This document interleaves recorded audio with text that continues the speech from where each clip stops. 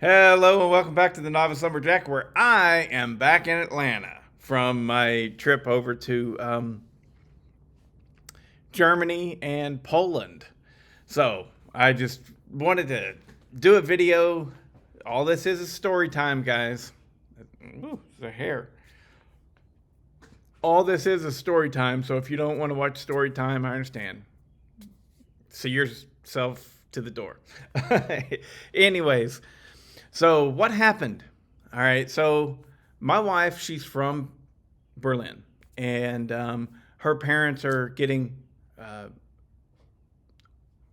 definitely older, but a little bit too old to travel back and forth to the States like they usually did. And so they're gracious and kind, and they will pay for our plane tickets. And that's how we get to go to Germany so often. And whenever we do, I try and do things that I can only do in Germany or Europe. So this time we chose what we were going to do is we were going to go to Ukraine. There is if you guys don't know, a war going on over there, and we were going to volunteer. What I was looking to do for different people that have different skill sets, you do different things.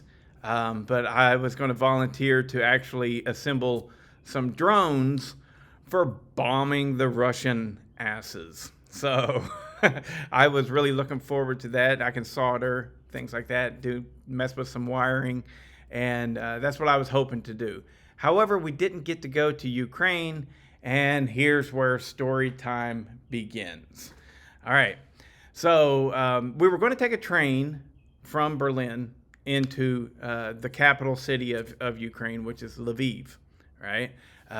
But we had a rental car, and we thought, let's just drive. Let's see Poland. Let's make a week of this and have some fun little adventures in Poland, and then drive into Ukraine.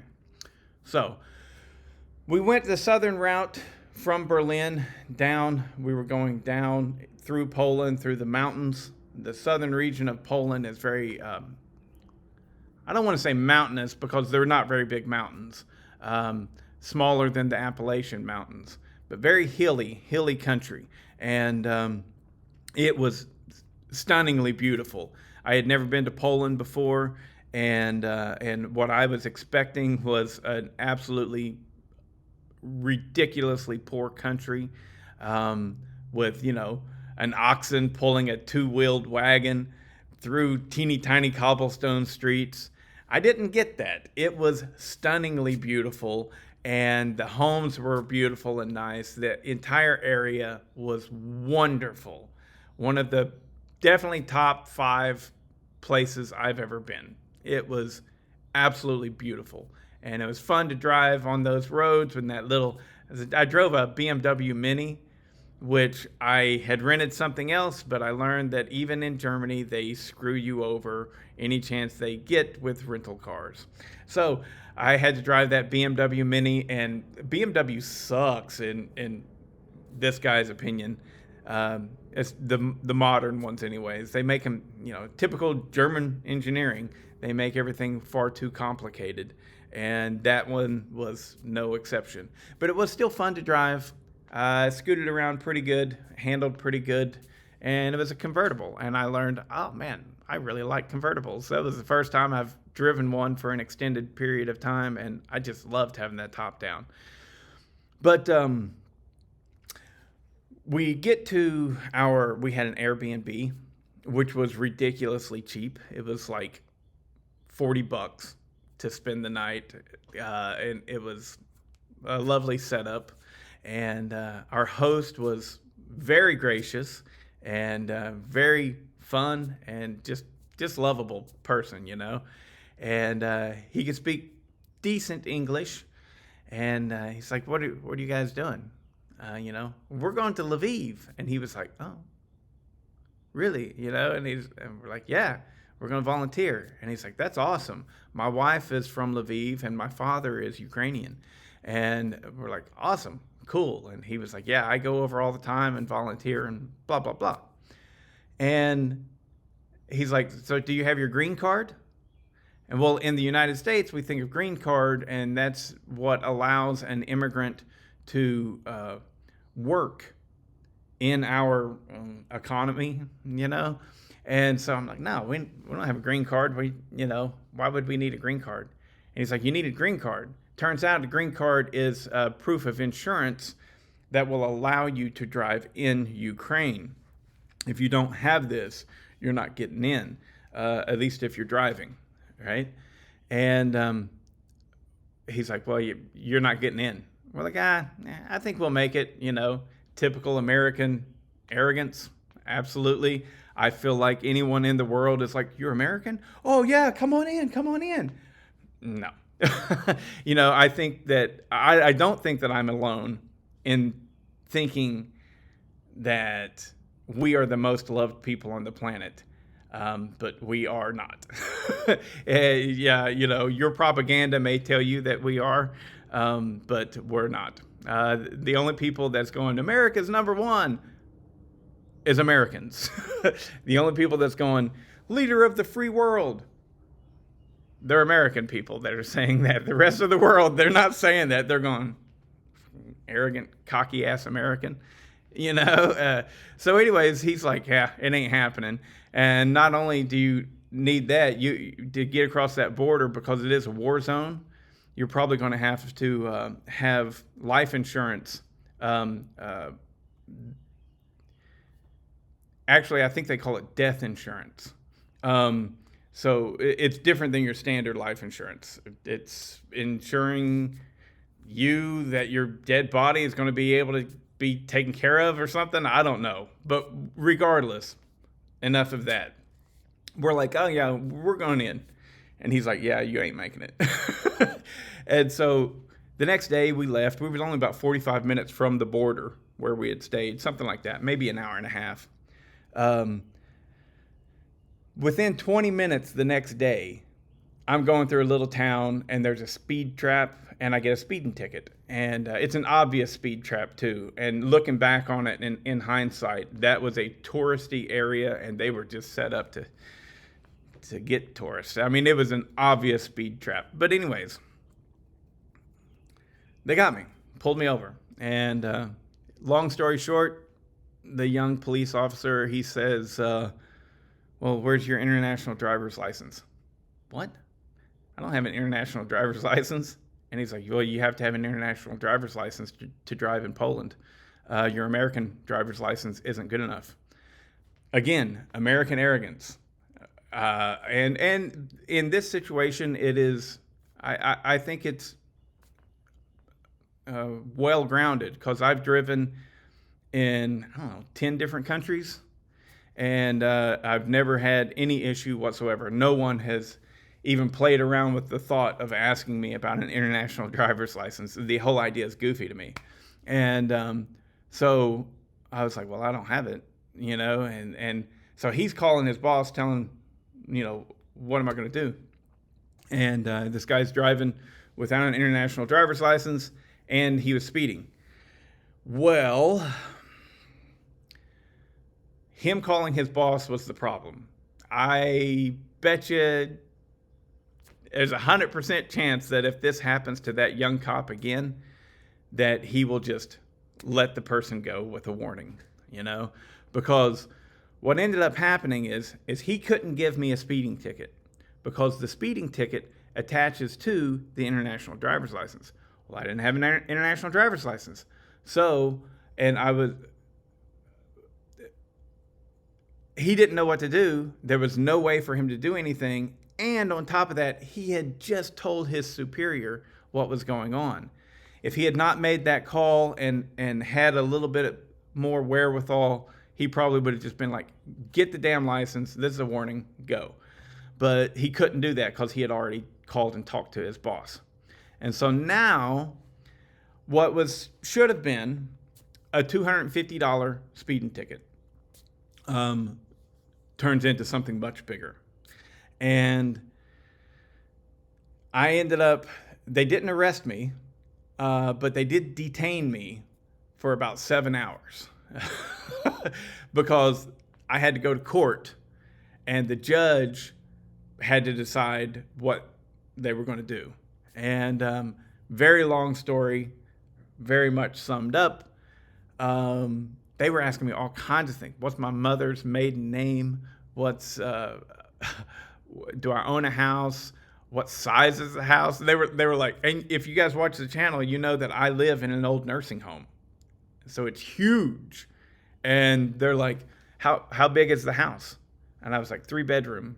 And he's like, oh no, in meters. In meters? In meters, really? And so I was just like, I don't know, 600, you know? And they probably immediately assumed right off the bat that I was some rich dude, because a 600-meter house is a mansion, you know? And so anyways, what should have been a $250 speeding ticket turned into, they stole a day of my life from me. And with the speeding ticket fine, the court fees, the tow truck fine, because they had to tow the car, it ended up being about $1,200 US all total for a effing speeding ticket.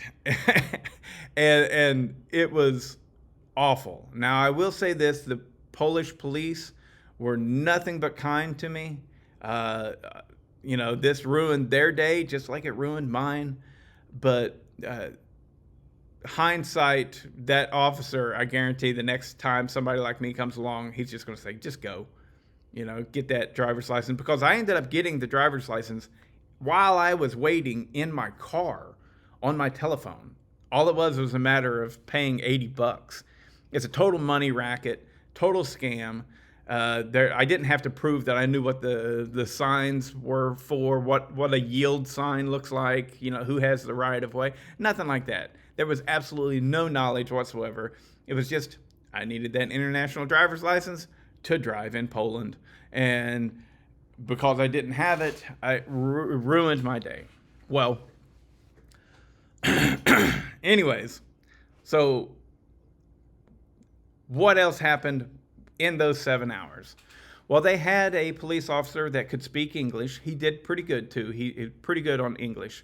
And which, that's another thing, American arrogance. You know, we expect the rest of the world to speak our language. And for the most part they do, which is another huge reason why I see the rest of the world as far better educated than us. And yeah, this is kind of dumping on America in a way, but you know, yeah, we're not all that we're cracked up to be. You're just not at all. If you think so, get out of the country and go visit someplace else.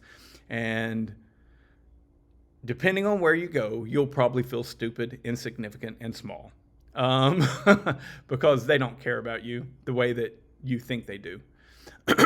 Anyways, so, but I talked a lot with that cop, the police officer. His name was Pavel, and he was, like I said, very kind to me, you know. But yeah, they detained me, and I didn't have to go get in cuffs or anything like that. But they always had somebody with me at all times.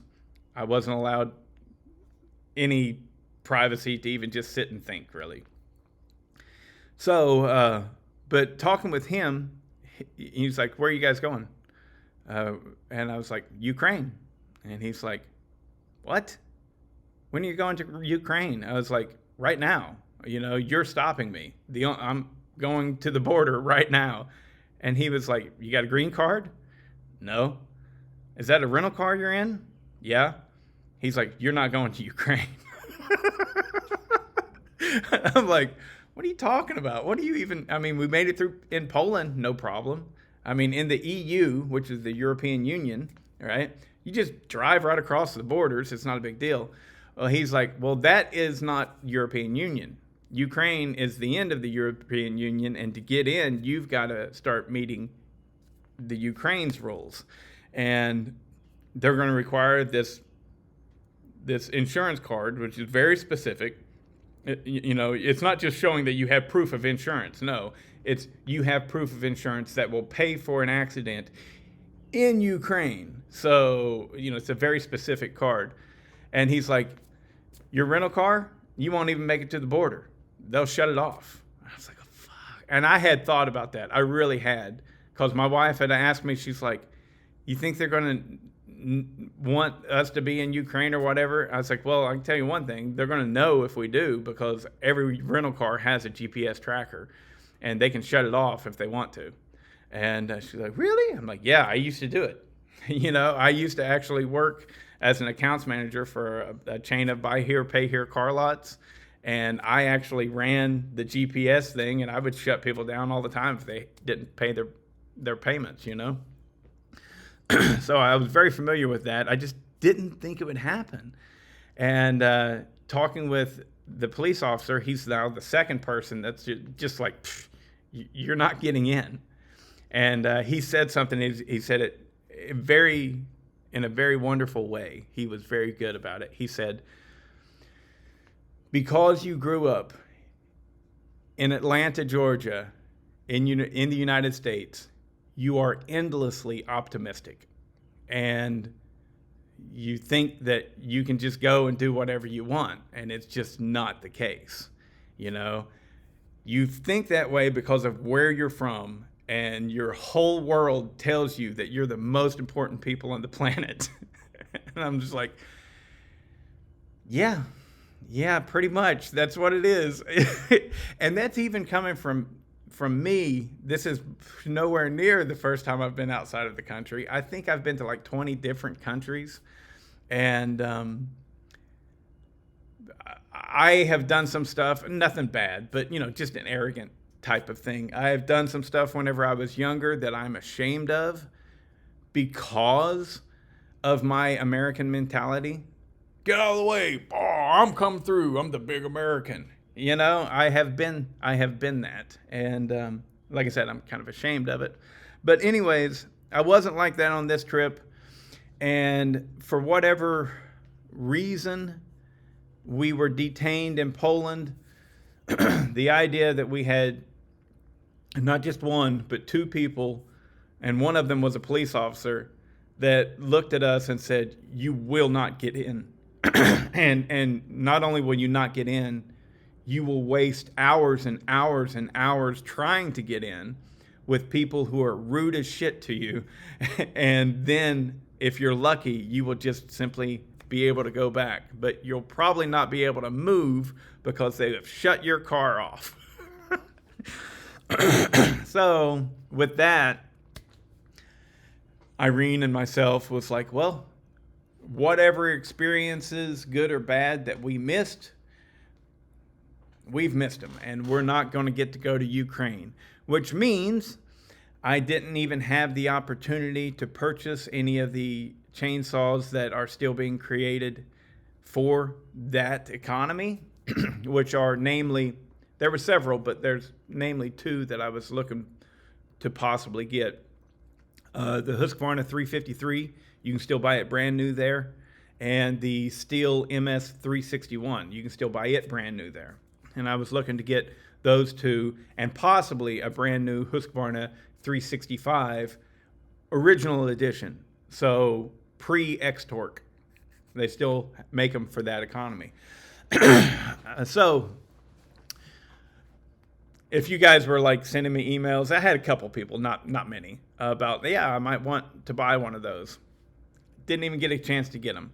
And in hindsight, looking back on it, it would have been too much of a hassle anyways. I shouldn't have even said anything, but hopelessly optimistic.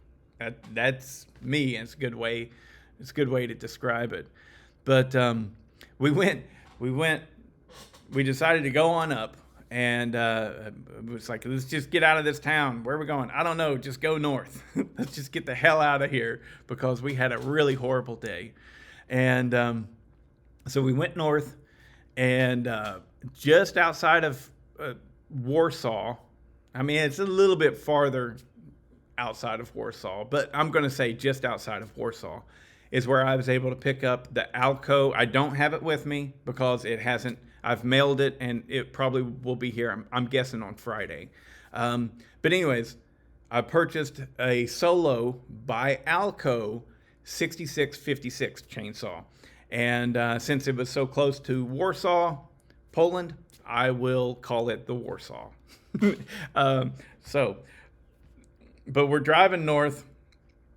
We're on the other side of Warsaw at this point, and it's just 2-lane country road all the way to our destination. We're going way north, and we're decided to go to the beach on the Baltic Sea, which is northern Poland. And we've been driving in the country. I mean, it's just a 2-lane country road is all it is. And it's heavily packed with semi trucks, tractor trailers, which that's another thing that you should know about Poland. Tractor trailers were everywhere. It was just like in America, in the United States. Most of the time that I've been in Europe, London, England, there are very few semi trucks. They handle all of that stuff by train most of the time, it seems like. But in Poland, not the case. There was tons of tractor trailers. And we're on this 2-lane road out in the country. And like I said, packed with truckers and, regular cars. But traffic was thick, And we'd been driving this for, I don't know, hour and a half, 2 hours maybe. And I'm just driving, and I can't tell you enough. It was forest. It was forest. Logging was done over here, lots of logging trucks back and forth. And the logging trucks were all stacked with logs about that big around and cut to probably 3 meters long. It was all of them were like that. And all little trees. So that's why your European logger, professional logger, is like, why the hell are you guys running those big bars? Well, we got big trees. Y'all got little trees. I know you got big trees as well, but whenever you're logging, you're typically logging smaller stuff. So anyways, just driving along in the forest. Boop-a-doop-a-doo. And I look over, and there's a woman, clearly a prostitute, but she straight up looks like she's ready to climb the steps to get up on the stage and start stripping. She I think there was a bra and panties, right? But if they were bra and panties, they were the skimpiest bra and panties that you can get. And then there was like a one-piece bathing suit, but the one-piece bathing suit was completely sheer, completely see-through. And, it was lingerie. It was, but just in the forest, man. I mean, for fuck's sake, man. She was just in the forest. There was nothing around for 100 miles. And, she's just as casual as could be. She had her water bottle. She was like, fixed her bra a little bit, got the wedgie out of her ass. And she's just standing there waiting for the next trucker to pick her up. And that blew my mind. I've seen prostitutes in a lot of places. Usually in Atlanta, they're frickin' fat and hanging out of everything. And it's like, I wouldn't give you $10 to suck my dick. You know what I mean? It's just like, ugh. But this chick, and I know I saw her from a distance. I know I did, right? And I was going probably about 50 miles an hour, 60, something like that. But from that distance, she was a 10, man. I mean, she was like supermodel. She looked like Tom Brady's ex-wife over there. I was just like, what? What the hell? And, about 45 minutes on, we saw a little car just parked off to the side in the forest, and it was a little car like Honda Civic type and stuff, like a logger probably wouldn't have been driving it, and yeah, so that was probably her racket. She hooked south for, 3 hours, and then hooked north back to her car for another 3 hours, and then that was her work day.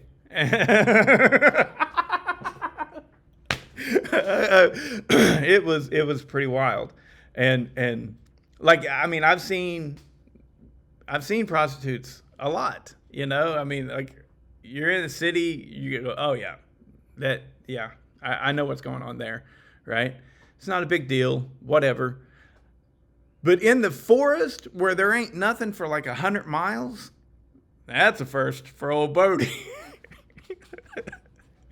And it was absolutely tremendously shocking to see that.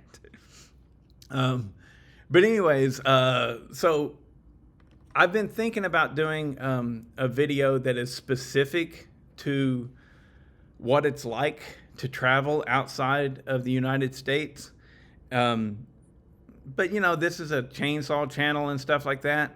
So basically, if you give a shit, you know, if you want to know, I've been to a lot of countries.